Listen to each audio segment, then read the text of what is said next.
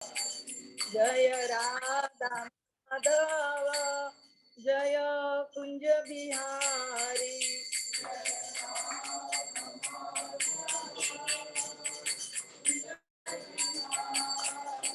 जय गोपी जन वल्लभ गिरिवरधारी।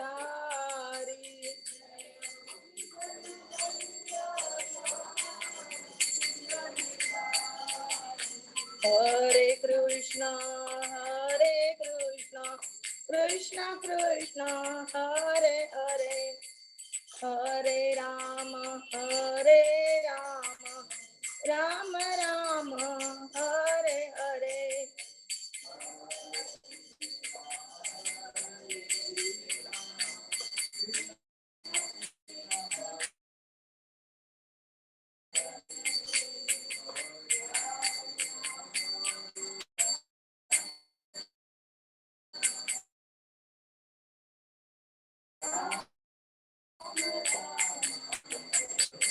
प्रभुपाद प्रभुपाद प्रभुपाद जय जय प्रभुपाद।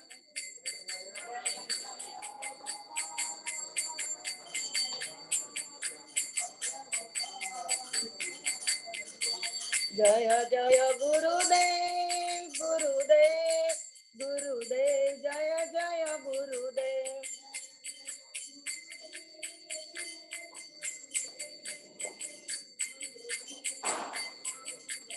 निमाय गौर हरि बोल हरि बोल हरि बोल, निमाय गौर हरि बोल।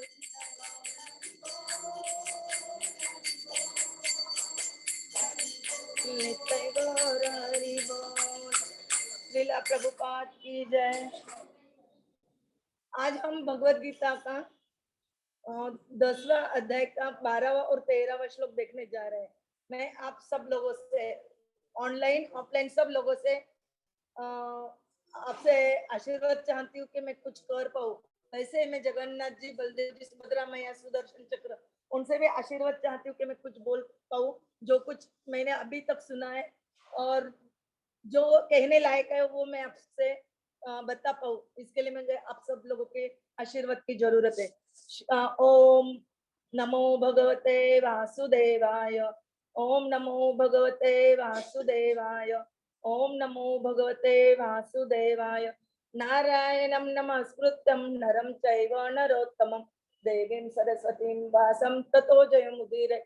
नष्टप्रायेषु भद्रेषु नित्यं भागवत सेवया भगवती उत्तम श्लोके भक्तिर्भवती नैष्टिकी। हरे कृष्णा, दंडोत प्रणाम। आज का श्लोक है, आज अर्जुन उवाच से शुरू हो रहा है।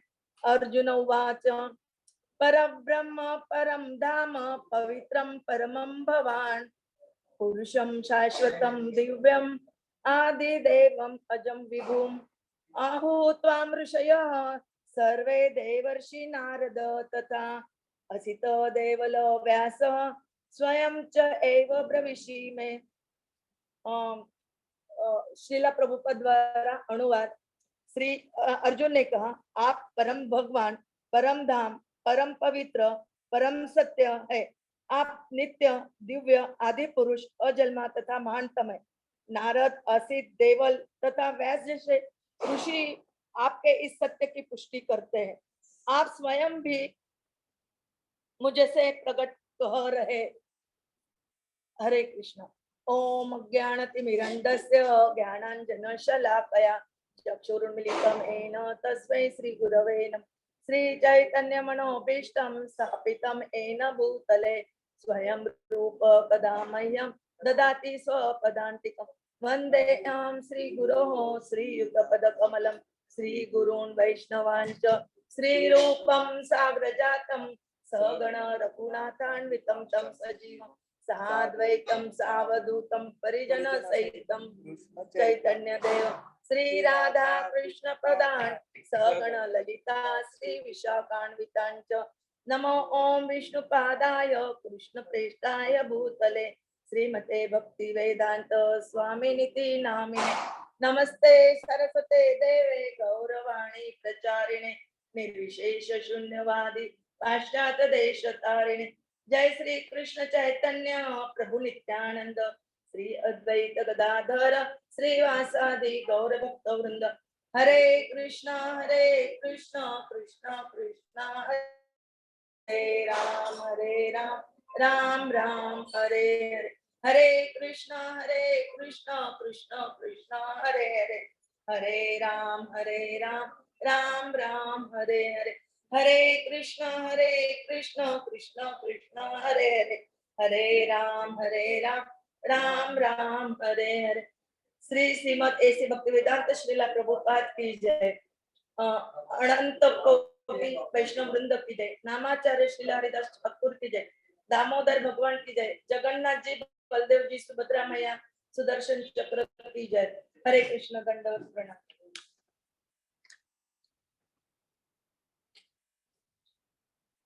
आपने कल तक के हमने सुना चतुर्श्लोकी भगवत गीता का, हमने अच्छे से श्रवण किया और पूरे भगवत गीता जो 700 श्लोकों में, उसका सार वही 4 श्लोक है जो हमने अभी 4 दिनों में सुना है। जो कुछ वो समझ लेता है और भगवान के लिए काम करने लग जाता है, सर्विस करने लग जाता है और भगवान को एक्सेप्ट करता है ना, भगवान पे पूरी श्रद्धा रखता है, वो फिर भगवान की भक्ति करने के लायक बन जाता है। इसे हमने सुना और भगवान ने बताया भी उसमें कि अहम सर्वस्य प्रभव, ये अहम सर्वस्य प्रभव मत सर्वम प्रवर्तते। सब कुछ मेरे से निर्मित है और मेरे में मेरे सब जो चीजें सृष्टि में, उसका कारण मैं हूँ और मेरे से ही सब सृष्टि में प्रचलित होता है। तो ये हमने उसमें सुना है। तो ये सब सुनने के बाद अर्जुन एकदम खुश हो गया और प्रसन्न चित्त से गीता सुनने के उपरांत पूर्ण समर्पण के साथ उसने माना कि कृष्ण ही परम भगवान है और इसलिए उनकी स्तुति, उनका गुणगान उसने ये 2 श्लोकों में किया जो आज हम समझने की कोशिश करें। Shloka number 12 and shloka number 30।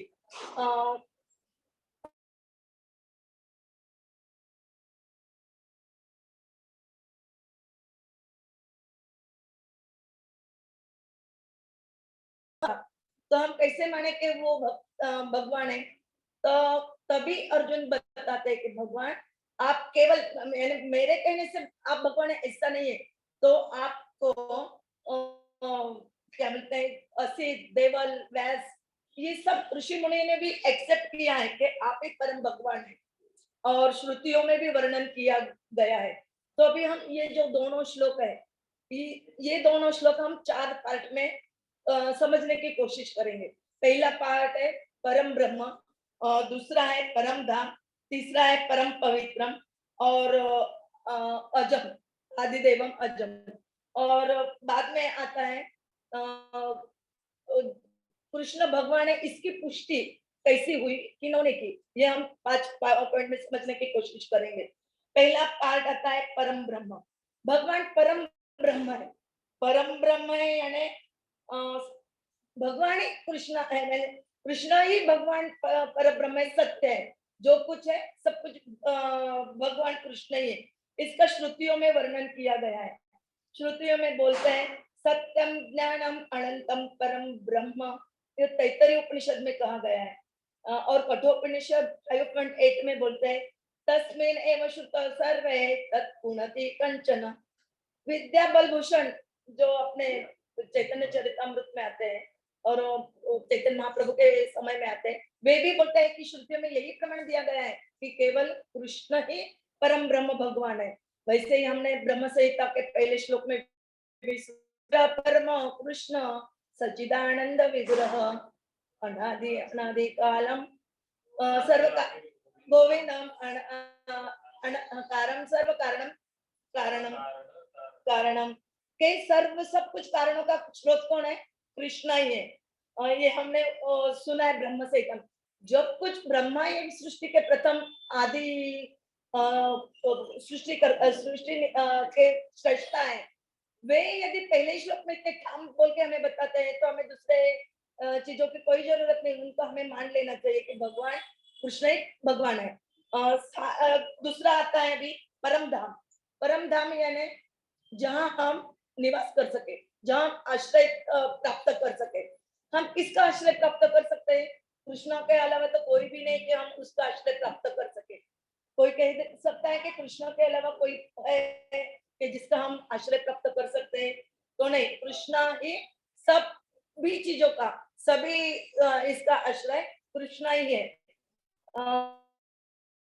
तो ये सारी वस्तुएं भगवान कृष्ण में आश्रित है, उनसे स्वतंत्र कोई भी नहीं है। आप स्वतंत्र कोई नहीं, अब सब कारणों का कारण कृष्ण भगवान ही है। अभी तीसरा आता है पवित्रम परमम भवन। अर्जुन बोलता है कि भगवान आप, भवन यानी आप, संस्कृत में आपको भगवान कहते हैं। तो भगवान आप ही पवित्रम है। पवित्रम यानी शुद्ध, सबसे ऊपर, कि उन्हें कोई ही अपवित्र नहीं कर सकता, कंटेमिनेशन नहीं है उनके अंदर, कोई उनको अशुद्ध भी नहीं कह सकता, सबसे शुद्ध से भी शुद्ध। तो उनको ऐसा क्यों कहा गया है? क्योंकि वे सर्व पापों का नाश करते हैं। ये अभी अब हमने इसमें भी देखा है, क्या बोलते हैं उसमें, भगवान कहते हैं सर्व धर्मान परित्यज माम एकम शरणम व्रज अहम सर्व पापेभ्यो मोक्षयिष्यामि मा शुचः। अर्जुन को भगवान कृष्ण बता रहे हैं कि तू मुझे शरण आ जा, मैं तेरे सब पापों का नाश कर दूंगा। और इसमें ये भी बताते हैं चौथा पॉइंट, और इसके बारे में और थोड़ा बाद में सुनेंगे। पुरुषम शाश्वतम यानी शाश्वत, नित्य, उनका ना जन्म होता है ना वो मृत्यु होता है, आदि मध्य अनंत, ये कोई भी उनको लागू नहीं होता है। वो जैसे थे वैसे ही यहाँ भूमंडल पर आते हैं, तो वैसे ही अवतरित होके आते हैं। लेकिन लोग बोलते हैं कि अरे कृष्ण तो का जन्म हुआ, वो फिर छोटे हुए, बड़े हुए, बाद में 16 साल के बाद उनकी कुछ विकास ही नहीं हुआ, उन्होंने उन्हें कुछ प्रॉब्लम आ गया, तो उनकी उनकी प्रकृति का कुछ डेवलपमेंट नहीं हुआ। ऐसा नहीं है, तो वो जैसे वैसे अपनी लीला करने के लिए वो अलग अलग रूप में अलग अलग समय पर प्रकट होते हैं। और इसमें भी कहा है उन्होंने भगवत गीता में कृष्ण ने, अजोपि सन्न्य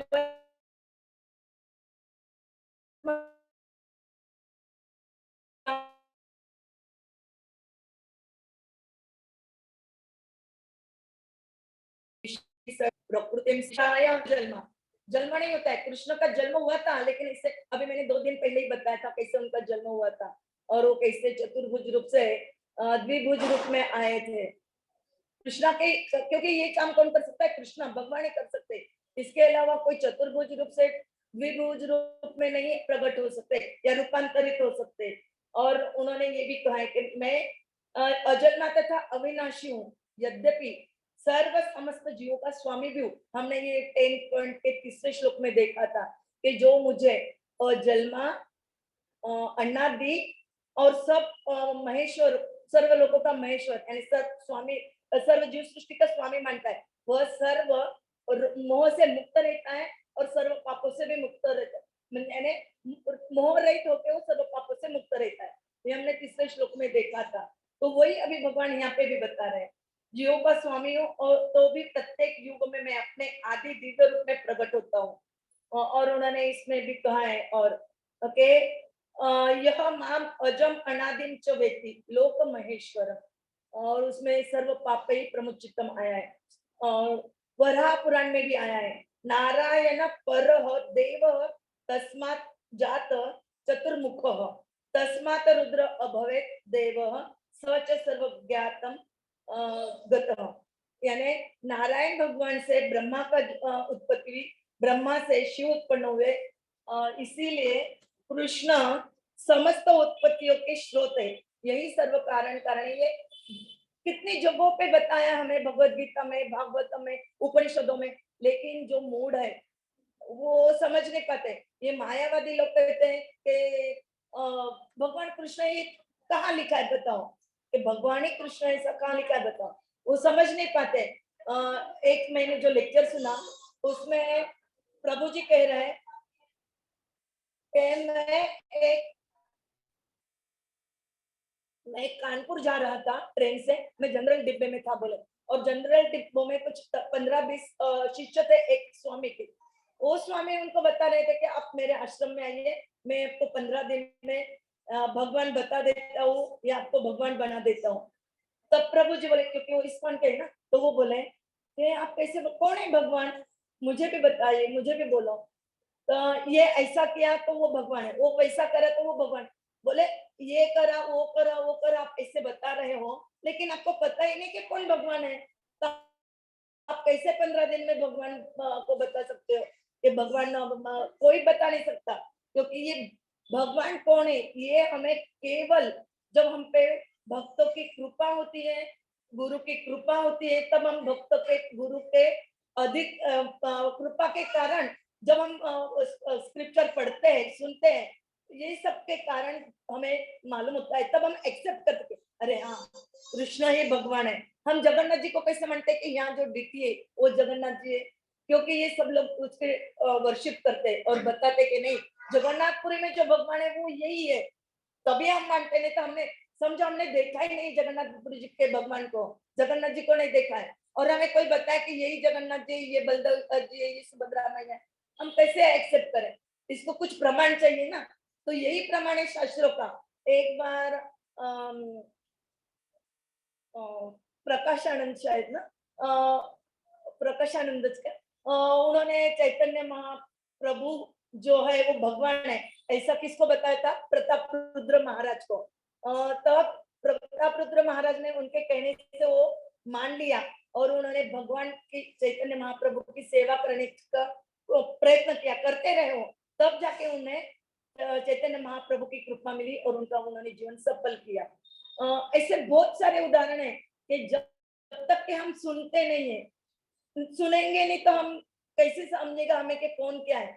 अभी ये माता जी यहाँ बैठी है, अभी ये माता जी का नाम क्या है, कौन बताएगा हमें? कोई। जब वो बोलेंगे कि मैं ये माता जी, मैंने ये पढ़ाई की है, मैं यहाँ काम करती हूँ, तभी हमें उनके बारे में मालूम पड़ेगा, अन्यथा हम नहीं समझ पाएंगे। इसलिए कोई तो भी चाहिए कि हमें कुछ समझा पाए, और वो कौन चाहिए?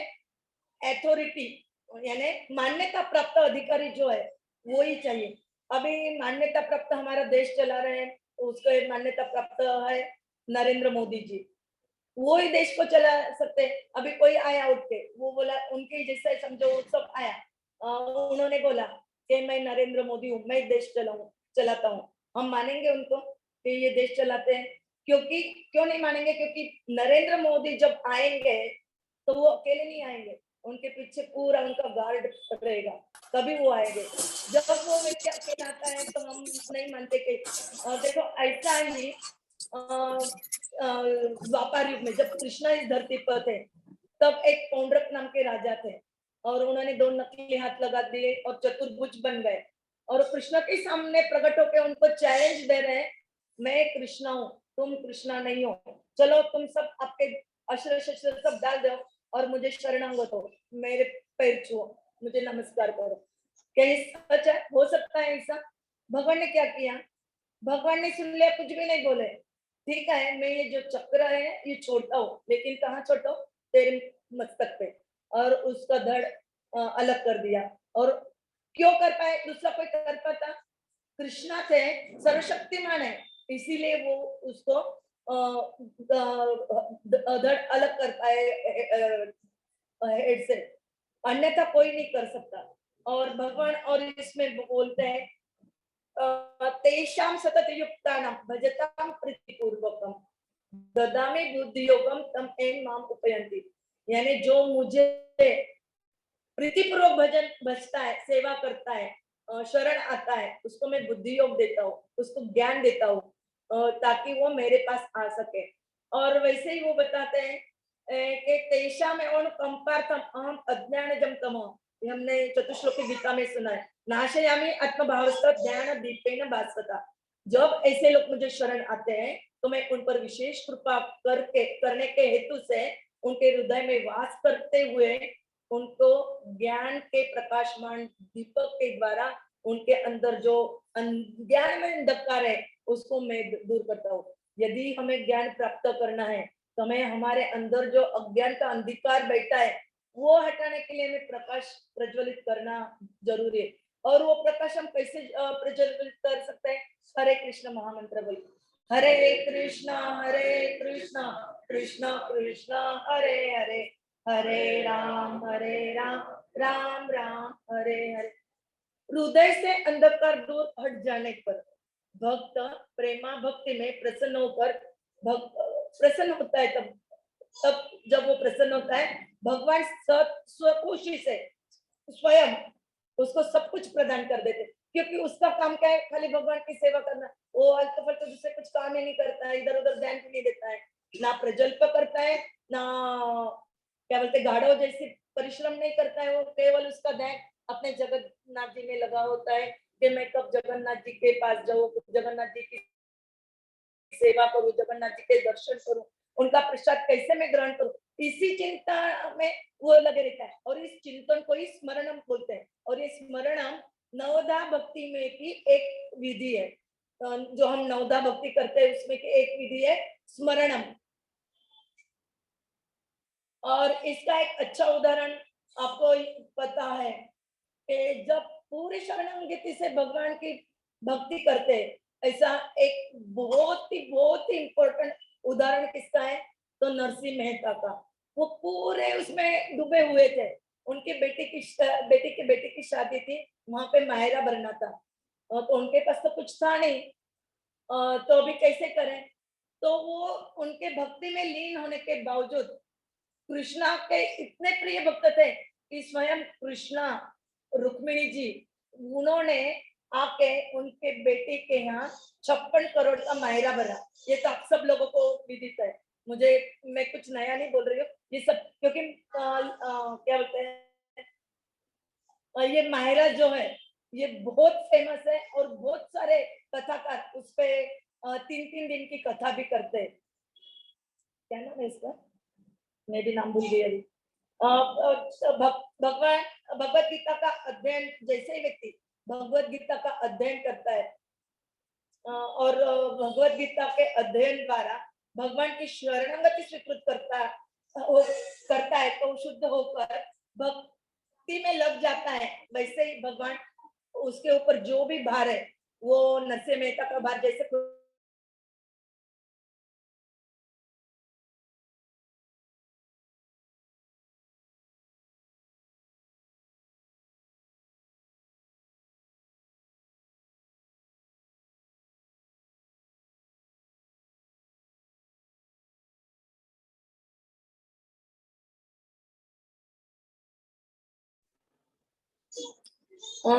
यहाँ पर भगवान आधुनिक दार्शनिकों को अवसर प्रदान करते हैं, क्योंकि यहाँ स्पष्ट है कि परमेश्वर जीवों से भिन्न है।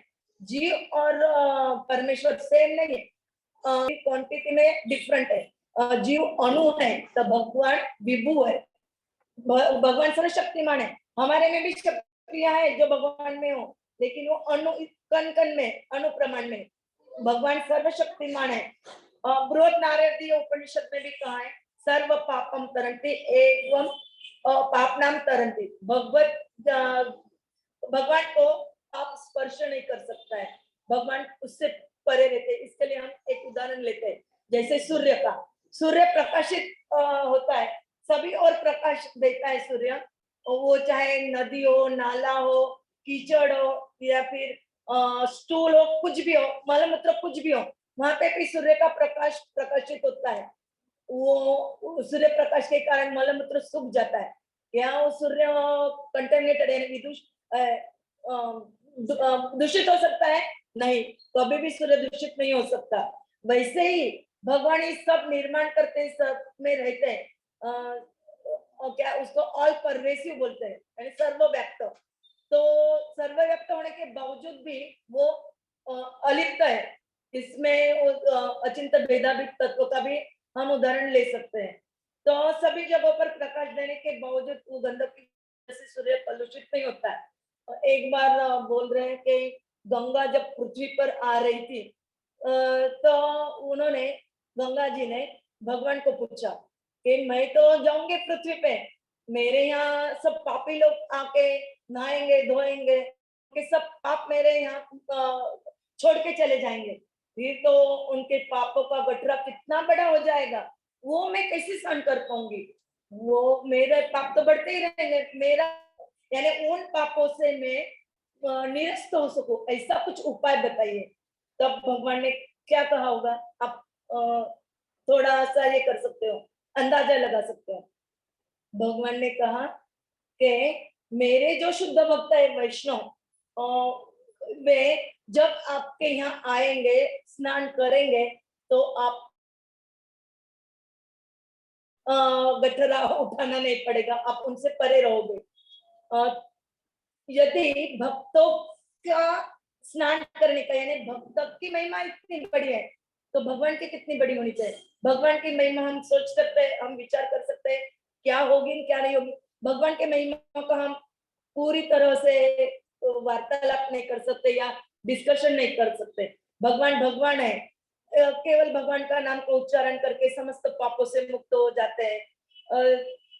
लेकिन ये हम कब कर सकते हैं, जब हम शास्त्रों से ज्ञान अर्जित करते हैं। तभी हम इन सभी धारणाओं से, जो भ्रामक धारणाएं हमने पाल रखी है, उन धारणाओं से हम ऊपर उठ पाते हैं, और तभी फिर हम भगवान को प्राप्त करने में सफल हो सकते हैं। गोपाल तापणी उपनिषद 1.13 में बताते हैं, तस्मात कृष्ण पर देव एव तम भजेत तम यजेत। उसमें बताते हैं कि केवल कृष्ण ही ऐसे देव है, भगवान है, कि उसको ही भजन कर सकते हैं, यानी उनका ही हम भजन कर सकते हैं, उनका ही यजन कर सकते हैं।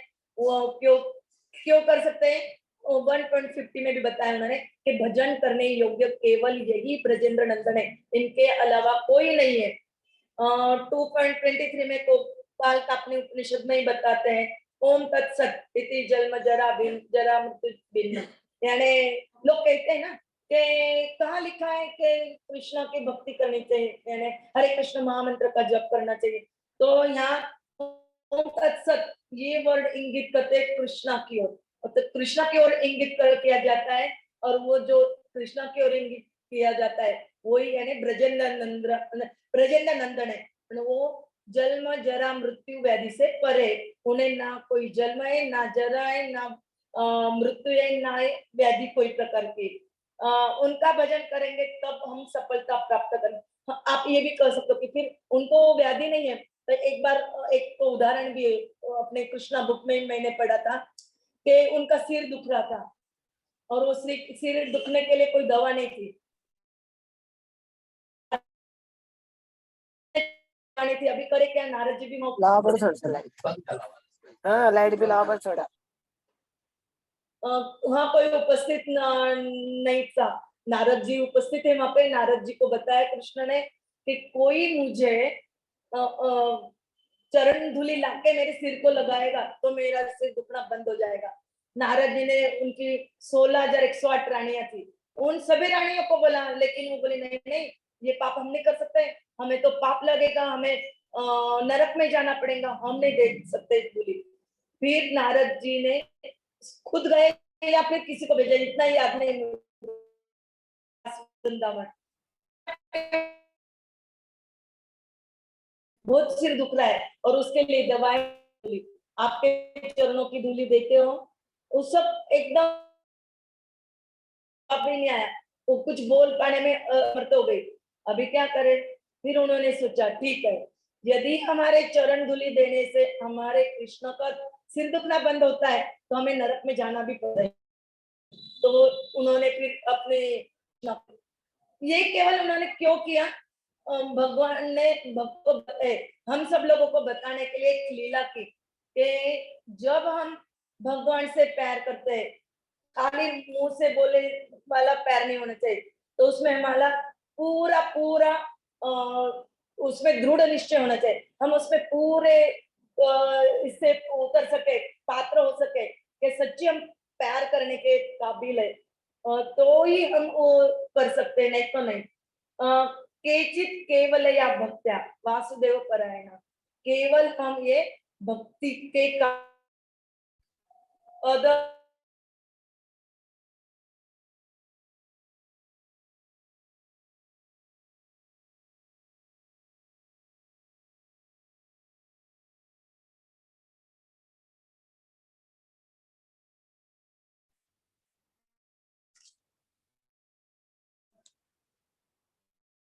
चैतन्य 7 टोलियों में डांस कर रहे थे, उन्होंने 7 टोलियां बनाई थी भजन करने की, डांस कर रहे थे, लेकिन उनको कोई समझ नहीं, हर टोली में केवल, लेकिन उनका अनुभव पे था, उन्हें पता था सब 7 टोली में काम कर यानी डांस कर।